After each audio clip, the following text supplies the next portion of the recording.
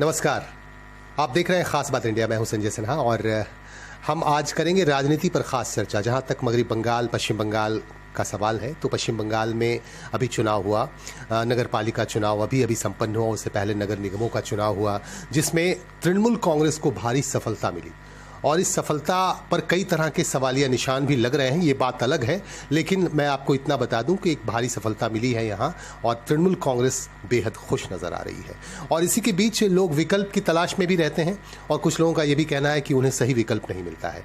तो जहाँ तक आज मैं बात करूँगा जनता दल यूनाइटेड की, आज हमारे साथ मौजूद हैं जनता दल यूनाइटेड के इस प्रदेश के अध्यक्ष हैं और कह लीजिए कि यहाँ के कह लीजिए कि वो यहाँ के रहनुमा कह लीजिए जदयू के लिए, और यहाँ उनको टीम को आगे बढ़ाना है। हमारे साथ हैं श्री अमिताभ दत्ता जी। मैं उनसे मिलवाऊंगा और उनसे चर्चा करूंगा कि वो क्या सोच रहे हैं। अभी का जो संदर्भ है राजनीति का, उसमें उनकी क्या सोच है, वो क्या कहना चाहते हैं। आपका बहुत बहुत स्वागत है अमिताभ दत्ता जी। सबसे पहला सवाल ये होगा कि यहाँ लोग देख रही है जनता दल यूनाइटेड की तरफ, यहाँ की जनता की कोई एक्टिविटी नहीं है प्रदेश में, तो क्या कहना चाहेंगे यहाँ की जनता से आप? पार्टी को हम लोग रीऑर्गेनाइज कर रहे हैं। पिछले कई सालों से पार्टी का जितना काम होना चाहिए था नहीं हुआ है और बदलाव भी हुआ है। इसीलिए कुछ में कुछ इतिहास भी है, क्योंकि जनता दल यूनाइटेड या पुराना समता पार्टी जिस दिन तृणमूल कांग्रेस का गठन हुआ था उसी दिनों से अंत तक, मतलब 2011 तक हम लोग उनके साथ, पहले बांग्ला बचाओ फ्रंट, फिर किसी जमी बचाओ कमेटी, किसी जमी जीवन जीविका रक्षा कमेटी, उसके बाद आपका संतरास विरोधी नागरिक मंच, इसे में हम लोग एकदम शामिल थे संघर्ष में। तो मुझे लगता है कि ये आप लोग एक्टिविटी बढ़ाएंगे बहुत जल्दी। मुझे लगता है ये आप का बहाना है, फिर से अब क्या करेंगे या फिर एक्टिविटी बढ़ाएंगे? ऐसा नहीं है। सुनिए, 2011 में ममता बनर्जी के साथ जेडीयू का कोई संपर्क रहा नहीं, लेकिन ममता बनर्जी ने बहुत बड़े मतलब मेजॉरिटी के साथ बंगाल में सत्ता में आ गए। तो ये राजनीतिक रूप से थोड़ा सा भी चहल पहल, कहाँ पर कौन सा जगह पर पार्टी का अपना जगह तैयार करना है। फिर अभी जो स्थिति है बंगाल में, ये स्थिति तो मतलब तृणमूल कांग्रेस जीती है कॉरपोरेशन में या जो जगह है म्यूनिसिपैलिटी में, विधानसभा में भी जीती है। बंगाल का हाल, बंगाल हार चुके हैं। मतलब हर स्तर में, मतलब चुनाव कितना जीता, कितना सीट मिल सकता था, वो अलग सवाल है। मैं ये भी समझता हूँ तृणमूल कांग्रेस जीत जाती, इतना मेजॉरिटी 90%, 98%। तो आपको क्या लगता है मेजॉरिटी के पीछे कोई वजह है, कोई कारण है? आप किस तरह की बातें करना चाहते हैं? नहीं है, विकल्प नहीं, वही बात मैं कह रहा हूँ। यहाँ विकल्प का अभाव है। ममता बनर्जी ने करीब 20-25 साल संघर्ष करके सत्ता में आई हो।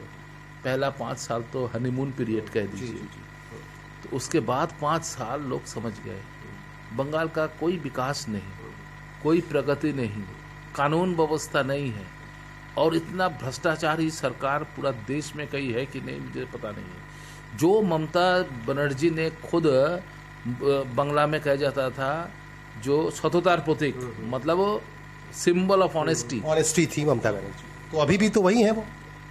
आपको क्या लगता है ममता बनर्जी अभी भी सिंबल ऑफ ऑनेस्टी नहीं है? लोग जाने।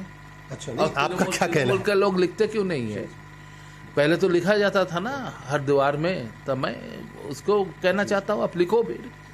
अभी तो जितना सवाल आप आसानसोल में, तो कैला के बारे में आप जानते हैं क्या हो रहा है और किसे सीबीआई का छापा किसके ऊपर पड़ रहा है, वो है कौन?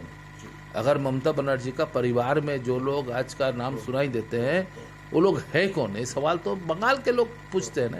तो विकल्प का तलाश है और विकल्प देने के लिए जो मौजूदा जो राजनीतिक पार्टी है, और उस जगह जनता दल यूनाइटेड तो ले सकता है। भाजपा एक विकल्प के तौर पे उभर रहा था, लोगों की उम्मीदें बनने लगी, लेकिन भाजपा भी शून्य होता गया। अभी जो नगर पालिका चुनाव हुआ, नगर निगम का चुनाव हुआ, उसमें शून्य हो गया। तो आपको क्या लगता है जनता दल यूनाइटेड को यहाँ के लोग लेंगे, विकल्प के तौर पे लेंगे? देखिए, भाजपा का बारे में हमें कहना उचित नहीं है, इसका अंदरूनी चीज है। क्योंकि बिहार में भाजपा के साथ आप लोग मिलकर आप लोग सरकार आप लोगों ने बनाया है। मैं कह रहा हूँ भाजपा बंगाल में कभी सत्ता में नहीं आ सकती। अच्छा, ऐसा क्यों नहीं आ सकती है? अगर भाजपा ने जो स्ट्रेटेजी लिया है, स्ट्रेटेजिकली भाजपा यहाँ पर बंगाल में जो दरार पैदा कर दी है, 30% मुसलमान है। अब शुभेंदु अधिकारी के जो बात था, हमरा 70 ओड़ा 30, हम लोग 70 है, वो लोग 30 है। बंगाल में ऐसा इतना मतलब जातिवाद धर्मवाद बंगाल में हो नहीं सकता है। इसीलिए अंत में एक तो कैंपेन हो चुका था, नो वोट टू बीजेपी। जो लोग बीजेपी लोग जानते थे, मानते थे, जो हम लोग ममता को हम रिप्लेस करेंगे। खुद होम मिनिस्टर ने कहा इस बार 200 पार। मैं अमित शाह जी का आपके अमित शाह जी ने ओवर कॉन्फिडेंस का ये मामला है, मुझे लगता है बार बार ये लोग कह रहे थे कि अब की बात 200 के पार, और आखिरकार इसका नतीजा आप लोग देख रहे हैं। नहीं, ऐसा नहीं है। अंत में भाजपा का ग्राफ हाँ थोड़ा सा तो बढ़ा ही है, चुनाव का नहीं गिर गया है क्या? गिरा जब चुनाव के पहले, और पोलराइजेशन हो गया। धर्म के ऊपर से मुसलमान लोग इकट्ठा वोट दिया है तृणमूल कांग्रेस को। यहाँ पे माइनॉरिटी वोट्स पूरा का पूरा मिला है इस बार जो है जो विधानसभा में। सोशल इंजीनियरिंग में ममता बनर्जी, देखिए बीजेपी और ममता बनर्जी दोनों का ही एजेंडा लगभग एक ही है, सिमिलर है। एक मेजोरिटी के लिए राजनीति करते हैं तो एक माइनॉरिटी के लिए। तो कहते हैं जो गाय दूध देते हैं उसका लात भी हमको सहना पड़ेगा, खुद चीफ मिनिस्टर ने कही थी कभी। तो यहाँ पर विकल्प है, कौन सा विकल्प है? देखिए कोई गवर्नमेंट होता है तो पहला उसको है गवर्नेंस। बिहार में नीतीश कुमार का सरकार चल रहा है, वहाँ आप नहीं कह सकते गवर्नेंस नहीं है, कानून का व्यवस्था नहीं है। नीतीश कुमार का घोर विरोधी भी ऐसी बात सपने में भी नहीं कह सकता है। मैं ही नहीं कह रहा हूँ, नीतीश कुमार जी ने बिहार में जो मतलब बहुत मतलब अमेरिका बना दिए से नहीं, विरोधी तो उनके भी हैं, बिहार में भी हैं लेकिन कानून व्यवस्था तो है। तो यहाँ आपका क्या कहना है, बंगाल की कानून व्यवस्था एकदम खत्म हो गई है? मैं सवाल आपको करता हूँ जी बताइए।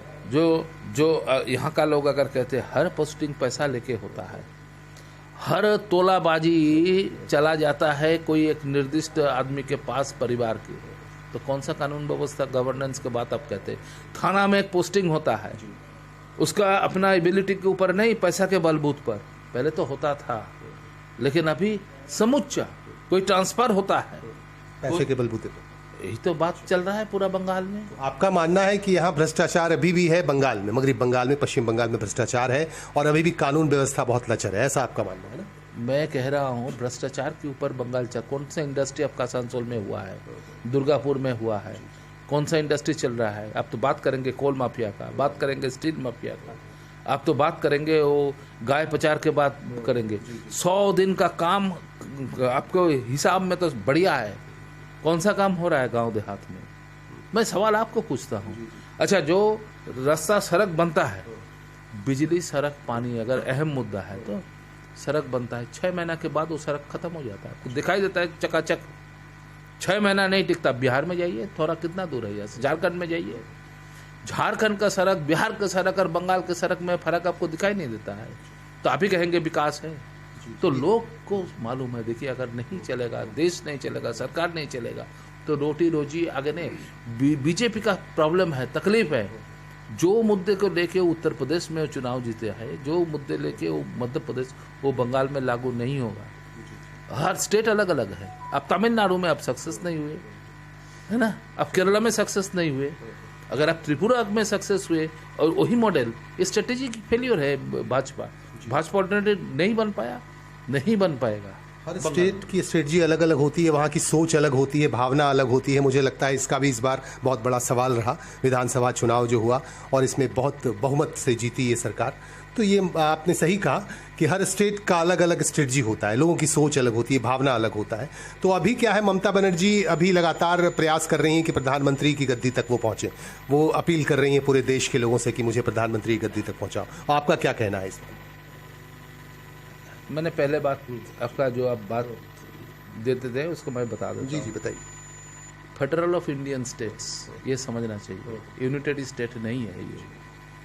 और ये सही है, बंगाल का खान पान और गुजरात का खान पान सोच विचार अलग है, बिल्कुल। पंजाब का अलग है, केरला का अलग है, और ये सब यूनिटी इन डाइवर्सिटी। आप कहेंगे हम सब एक साथ, ऐसा नहीं हो सकता है। आप अगर बंगाली हो तो आप ढोकला नहीं खाओगे, आप चावल खाओगे, और गुजराती है तो मछली भात नहीं खाएंगे। तो ये unity in diversity. Mamata Banerjee मुख्यमंत्री होना, प्रधानमंत्री होना चाहती है कि नहीं, अगर लॉजिकली कहिए तो उनका तो 2 टर्म का हो गया, 3rd टर्म चल रहा है chief minister. Logically she is fit, logically.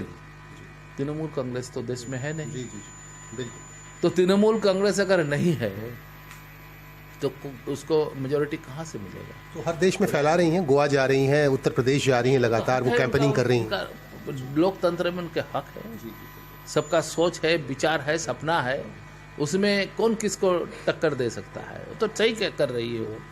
लेकिन सवाल है, हमारा बांग्ला में कहा जाता है साध और साधु, मतलब हमारा साध है, हम चाहते हैं, लेकिन हमारा ताकत होता नहीं है, वो ताकत नहीं।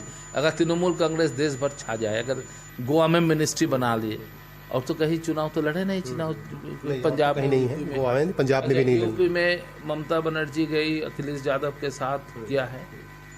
अखिलेश यादव, अगर सोच लीजिए, मैं ममता बनर्जी के पक्ष में ही बात कर रहा हूँ, अखिलेश यादव अगर जीत गया तो 80 पार्लियामेंट सीट का मालिक बना, और ममता दीदी 42 सीट का मालिक बना बंगाल में, तो 42 तो 80 के ऊपर हावी नहीं हो सकता है।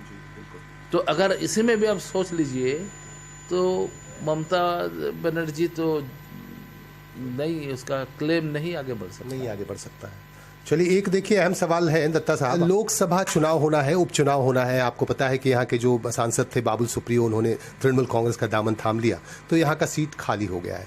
तो ऐसी स्थिति में जनता दल यूनाइटेड क्या सोच रही है? ये बड़ा ही लोकप्रिय सीट रहा है, बहुत ही बेनिफिट मिलता है यहाँ से, और ये जो संसदीय क्षेत्र है बहुत ही महत्वपूर्ण है। तो आप लोग क्या डिसाइड कर रहे हैं? यहाँ से कोई आपने उम्मीदवार को उतारेंगे? मैं आसानसोल में हूँ और 2-4 दिन 5 दिन के लिए हूँ, और आपने ही कहा है पार्टी सक्रिय नहीं है, जनता दल बिल्कुल सक्रिय नहीं है आपकी पार्टी। पार्टी को हम सक्रिय करना चाहते हैं, हमारा वर्कर्स लीडर सक्रिय हो जाते हैं। तो मैं समझता हूँ आसानसोल में, बंगाल में, पहले आसानसोल का ही बात आपने उठाए हैं, चुनाव है यहाँ पर, हम लोग दे सकते हैं विकल्प, हम दे सकते हैं विकल्प। हमारा देखिए, हमारा जो नेता है नीतीश जी ने, बिहार नज़दीक है ना, लोग जानते हैं कि बिहार यहाँ से करीब है, नजदीक है, कैसे शासन हो सकता है। तो शासन, अगर आपके साथ जो चर्चा हुआ है इसमें, तो बंगाल तो बेहात में चले गए, बेहात। मैं चाहता हूँ तृणमूल कांग्रेस के लोग फिर लिखे, वो सतोता के बारे में लिखता था ना बंगला, और ज्योति देखे जा ममता सतोता लिखते थे, वो फिर लिखे। हम चाहते हैं ममता बनर्जी को हम भ्रष्ट नेता के हिसाब से नहीं देखना चाहते, हम तो उसको एकदम साफ सुथरा लोगों के लिए काम करने वाली लीडर के हिसाब से देखना चाहते हैं। लेकिन विकल्प का जरूरत है बंगाल में। यहाँ पे आप लोग अलायंस कर सकते हैं, अगर यहाँ ऐसी स्थिति आए तो ममता बनर्जी की पार्टी तृणमूल कांग्रेस के साथ मिलकर भी आप लोग चुनाव लड़ सकते हैं, ऐसा अगर आप लोगों के सामने कुछ ये विकल्प आए तो? नामुमकिन है। अच्छा, ऐसा नहीं, मतलब आप आज के दिन में ये सवाल नामुमकिन है। क्या बात है, मतलब आप लोगों के साथ विचार मिलता नहीं है क्या इनकी पार्टी के लोगों का? देखिए, हम लोग ममता बनर्जी के साथ 10-11 साल का अलायंस में रहा।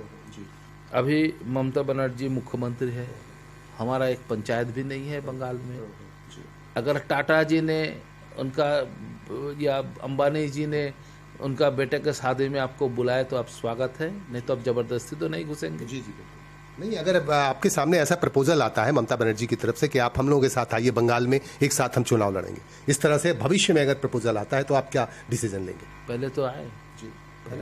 चलिए, इसके लिए हम लोगों को इंतजार करना हो। हमारे साथ आप देख रहे हैं, हमारा इंटरव्यू चल रहा है, हमारे साथ है अमिताभ दत्ता जी, और अमिताभ दत्ता जी की बातें आपने सुनी, और हम आखिरी सवाल उनसे करना चाहेंगे कि वो यहाँ आए हुए हैं, और विशेषकर बंगाल के लोगों के लिए, चूंकि वे ये प्रदेश अध्यक्ष हैं यहाँ के, कर्णधार कह लीजिए कि जनता दल यूनाइटेड के, और इनके कंधे पे ही यहाँ की पूरी नींव टिकी हुई है, और इन्हीं को आगे लेके बढ़ना है। क्या कहना चाहेंगे अमिताभ दत्ता जी? देखिए, पूरा राज्य में, खास तौर पर आसानसोल दुर्गापुर बेल्ट में, एक समय तो ऐसे ही लगता था आसानसोल दुर्गापुर देश का प्रमुख इंडस्ट्रियलाइज्ड इलाका में एक होंगे। यहाँ कोल बेल्ट है, यहाँ पर लोहे का खदान नज़दीक में है, लोग यहाँ का काम करने वाले लोग हैं, लेकिन उस जगह से हम खिसक गए हैं। तो आज बड़ा सवाल है, रोटी रोजी का सवाल है।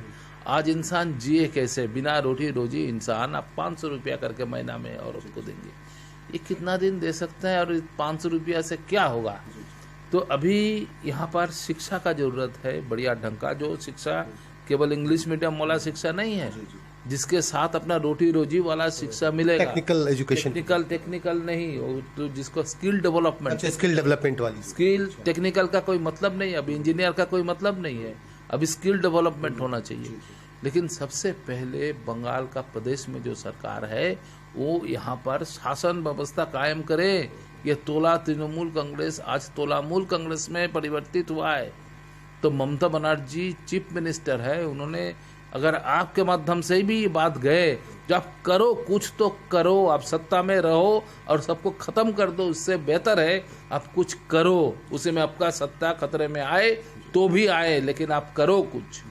चलिए, इनका सजेशन है कि ममता बनर्जी को कुछ करना चाहिए। हालांकि ममता बनर्जी का लगातार ये कहना है कि वो कर रही हैं, यहाँ के विकास के लिए हमेशा काम कर रही है, लेकिन अमिताभ दत्ता जी का आरोप है कि वो उनकी पार्टी जो है भ्रष्टाचार की तरफ उन्मुख है। तो ये सारी बातें हमारे साथ चल रही थी अमिताभ दत्ता जी के साथ। हम और भी आपको मिलवाते रहेंगे, इनकी बातें और भी सुनेंगे भविष्य में।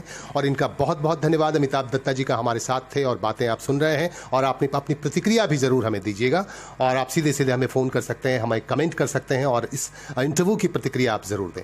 और हमारे साथ है हमारे सहयोगी सतबीर सिंह राजन, मैं संजय सिन्हा। नमस्कार, बहुत बहुत धन्यवाद आपका।